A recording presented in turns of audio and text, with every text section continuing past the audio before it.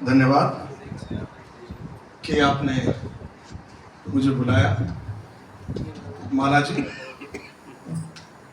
और पहले मैं आपको बता दूं कि मैं शायर नहीं हूं, मैं कविताएं नहीं लिखता हूं। और शायर तो दुनिया में बहुत हैं, पर श्रोताओं की कमी है, मैं श्रोता हूं। और मैं जिस कार्यक्रम में भी जाता हूं, श्रोता बन के जाता हूं और आप लोगों की ही कुछ लाइनों को उद्धृत कर देता हूं। पहले दो पंक्तियां आपके लिए कि जहां पर आपका आभास होगा वहां पतझड़ भी मधुमास होगा। और यूं ही होता नहीं लहरों में कंपन, कोई प्यासा नदी के पास होगा।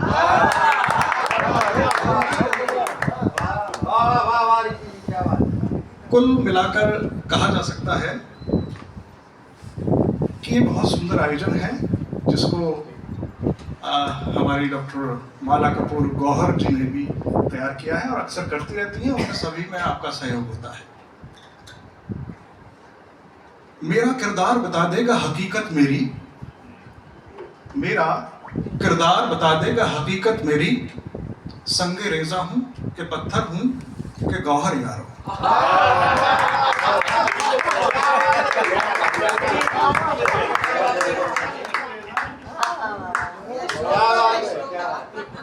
जी, मैं बस आप ही की पंक्तियां हैं, कहीं से किसी की ले ली, कहीं से किसी की ले ली। लेकिन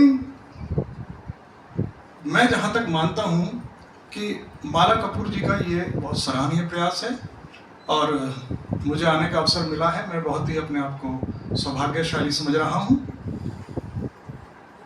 यात्री जी का आते ही मुझे कमेंट मिला कि पिछली 3 तारीख को मैं नहीं आया था, है ना? तो उसके लिए भी एक शेर है, कुछ तो मजबूरियां रही होंगी, कोई नहीं तो नहीं होता बेवफा। आप सोच के देखिए कि आपका कार्यक्रम यहाँ चल रहा है, वहाँ चीफ मिनिस्टर का कार्यक्रम चल रहा था और मैं एक एक पल घड़ी देख रहा था कि कब मैं यहाँ से निकलूं, कब मैं यहाँ से निकलूं। 9:30 बजे चीफ मिनिस्टर आए और जिस कार्यक्रम को सरकार कर रही हो और हम उसके आयोजक हों तो वहां से निकलना बड़ा मुश्किल था।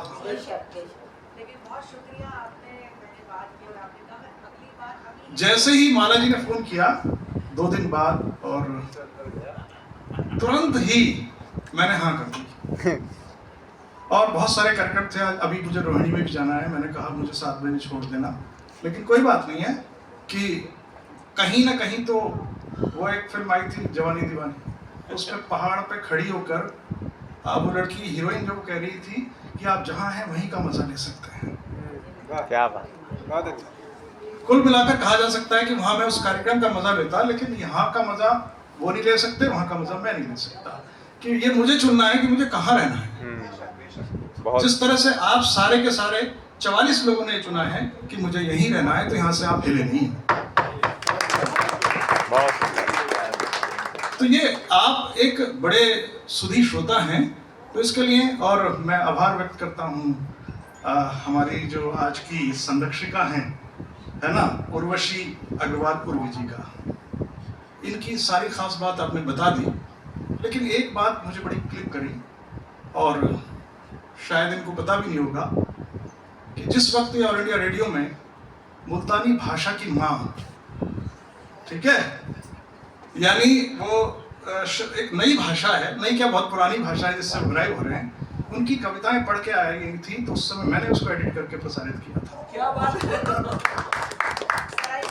जी जी, पंजाब के उस पाकिस्तान के उसमें जो बोली जाती है वो भाषा, है ना। और मैंने बहुत कार्यक्रम किए हैं, मैं साड़ी से लेकर और बराहे रास्त प्रोग्राम जो निजामुद्दीन औलिया का होता 12 बार मैंने किया है। तो आप लिखने के बाद अमर हो गए। आप ये न समझें कि आपको कोई सुन नहीं रहा है या आपको कोई पढ़ नहीं रहा है, मजबूरी इतनी है वो आप तक पहुंच नहीं रहा है। और यहाँ विशेष अतिथि के रूप में पंकज जी बैठे हैं। 2013 में आपने सुनील गावस्कर की विदाई का जो वीडियो जो रिपोर्टिंग की थी, हाँ सॉरी, सचिन तेंदुलकर की, वो वंडरफुल थी। I was the Spectator at that time. उससे भी ऊंचा, असम के मोरी में 2000 चीलें मर गई थी, उसकी रिपोर्टिंग आपने शानदार की थी। तो मैं आपसे बस यही कहना चाहता हूं कि आप ये न सोचें कि आपने लिखा और आपने छोड़ दिया, उसको कोई नहीं पढ़ता। हमारी मजबूरियां रहती हैं। हम आने के बाद हमारे साथ बड़ा चैलेंज है, हमको पुराने को भी साथ रखना है, नए को भी साथ जोड़ना है। बहुत सुंदर है ना। और हिंदी के लिए मैं यहाँ बहुत सारे, शायद आप भी और गोविंद जी भी 1992 में पियोत्रा वारनिकोव आए थे और उनको पिलखुआ ले जाने का जिम्मा मेरे पास था। जो लोग जानते हैं ना पियोत्रा वारनिकोव को, उन्होंने रामायण महाभारत का रशियन में वो किया है, अनुवाद किया है, उनके पिता ने भी किया है। और उस समय जो कल्चर मिनिस्टर थे चेलिशेव, उनके साथ बातचीत करने का, हिंदी को आगे बढ़ाने का, उन्होंने कहा 92 की बात बता रहा हूं, आप सोचिए कितना वक्त हो गया, 32 साल। आप कुल मिलाकर मैं ये कहना चाहता हूं कि आप लिखते रहिए, बहुत अच्छा लिख रहे हैं। कभी कभी मजबूरियां आती हैं। प्रीति जी को एक कार्यक्रम में इनवाइट किया, कार्यक्रम कैंसिल, दोबारा उसी कार्यक्रम में किया, सरकार ने बंद कर दिया। आप सोच के तो देखिए, उर्वशी जी को किया कि 16 तारीख को मैं कनाडा, दोबारा किया, फिर फोन नहीं उठाया, है ना। तो कुल मिलाकर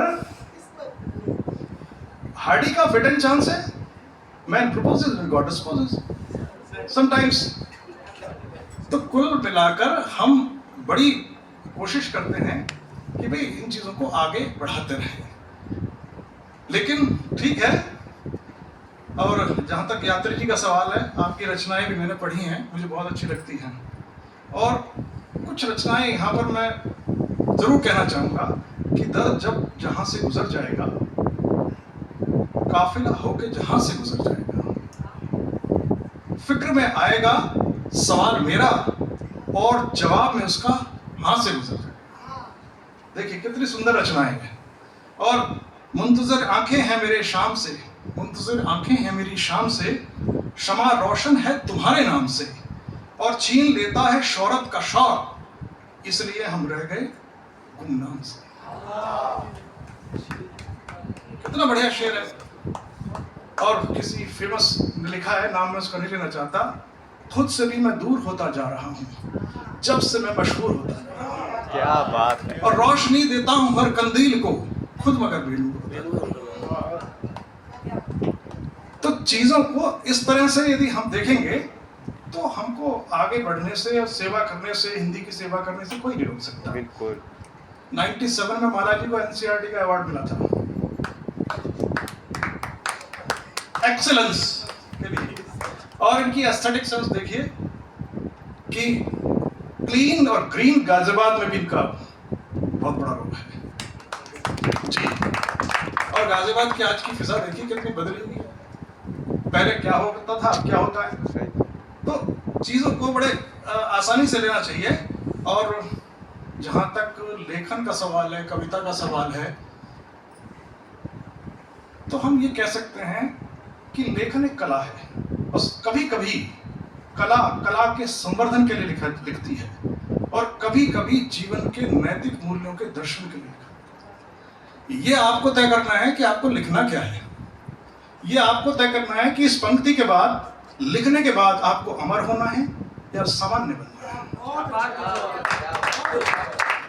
आप देखिए ना, शबरी, अभी आप लोग सोचते हैं कि हमारी मैडम ये जो है उर्वशी जी, आप देखिएगा इसको 10 साल आगे ले जाके सोचिए। जिस समय शबरी के बारे में पढ़ा जाएगा तो उस समय आपकी पुस्तक कोट की जाएगी, जिस तरह से गोविंद जी को कोट किया जाता है। और आपके अंदर कितनी विनम्रता है, अपने गुरु को किस तरह बोल रही हैं आप। गुरु शिष्य परंपरा यहाँ रख रखी है आपने, सारी संस्कृति आपके पास है। मैं कहता हूँ यहाँ जितने भी लोग बैठे हैं, आज से प्रण करके जाएं कि हस्ताक्षर हिंदी में करेंगे, घर की नाम पट्टिकाएं हिंदी में रखेंगे, और सबसे बड़ी बात यह है कि हिंदी में काम करने का प्रयत्न कर रही हैं, बहुत क्योंकि सुंदर। हिंदी आपसे है, आप हिंदी के राजदूत हो, आप हिंदी को लेकर जा रहे हो। यदि हिंदी के लिए काम किया गया इस बहुत क्षेत्र में, सुंदर। आप नहीं करेंगे तो कोई नहीं करेगा। बहुत सुंदर। हमारी एकेडमी यही काम करती है। मैं हिंदी का विद्यार्थी नहीं हूं, मैं ज्योग्राफी का स्टूडेंट रहा, लेकिन पूरी दिल्ली में हिंदी का बिगुल बजा रखा है। मैंने प्रीति त्रिपाठी जी को पूछा, 42 नए बच्चों को मैंने इंट्रोड्यूस किया है हिंदी एकेडमी के छोटे छोटे कार्यक्रमों में, और पूरे साल में 62 कवि सम्मेलनों का आयोजन किया है, ओह वाओ। छोटे छोटे कवि सम्मेलनों का। क्यों? क्योंकि अब तक ये होता था, आप लोग एकेडमी जाया करते थे, मैंने एकेडमी को बाहर ले आया। एकेडमी आपके पास आनी चाहिए, आपसे पूछे कि आप फ्री हैं तो आपके यहाँ कार्यक्रम रख देते हैं। पूरी दिल्ली में हमने एकेडमी को बाहर निकाला है। आप देखिए, जो ये कहता है कि मुझे यहाँ कवि सम्मेलन करना, मैं उसके वहां पहुंच जाता हूँ, वहीं कवि सम्मेलन का आयोजन करता हूँ। क्या बात है। एक्चुअली यहाँ मैं कर देता, लेकिन ये दिल्ली के क्षेत्र में नहीं करता। Delhi NCR, Delhi NCR. जी जी, आपका स्वागत है जी, आपका स्वागत है। और मैं इसलिए बदनाम हूँ कि इन्होंने गाजियाबाद के इतने लोगों को ले आए। पलायन। लेकिन कोई बात नहीं, बदनाम होते तो नाम भी होता है ना, ठीक है। तो कुल मिलाकर आगे बढ़ते हैं, और मैं खुशबू आपको बधाई देता हूँ कि आपने इतने सुंदर कार्यक्रम का संचालन किया।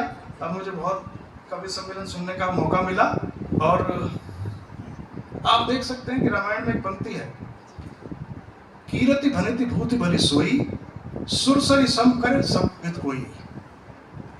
उसमें इसका, वैसे तो सभी जानते हैं, केवल मैं ही नहीं जानता, कि कीर्ति, कविता और संपत्ति वही अच्छी है जो गंगा की तरह, सुरसरी की तरह सबका भला करे। और मैंने कोई कविता ऐसी नहीं देखी जो गलत संदेश देती है। हर कविता में मानवीय मूल्य स्थापित होते हैं, कोई कविता ऐसी नहीं है। आप बताए तो देखो जो मैं नेगेटिव सोच रखती हूँ।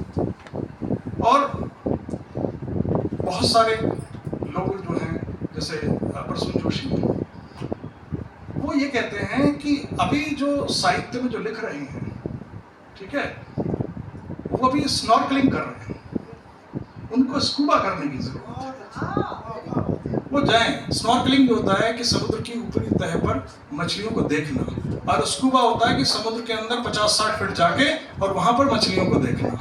तो कुल मिलाकर साहित्य के क्षेत्र में जाना चाहिए। यदि हम अच्छी तरह जाएंगे तो अच्छा हमको रेस्पॉन्स मिलेगा, और हम हिंदी की ध्वजावाहक बनेंगे। हिंदी को काटने के लिए तो बहुत लोग बैठे हैं। आप देखिए, फ्लाइट में जाइए, सब अंग्रेजी में बात करते हुए अपने आप को ये शो करेंगे हम नवकुबेर हैं।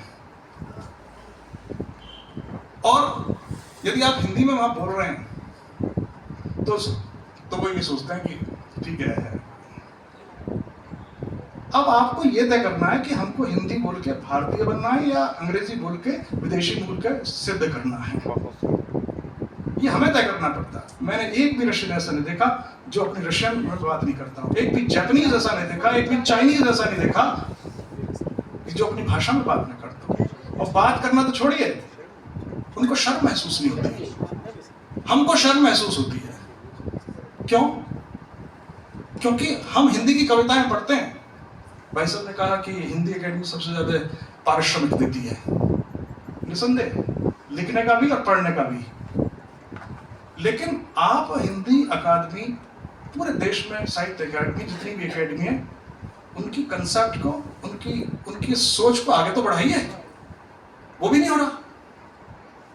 तो गलती हमारे बीच में है, हमारे अंदर है कि हमने सोच तो लिया कि हम ये हैं, लेकिन अंदर से नहीं है। हमको बाहर दिखाना भी है।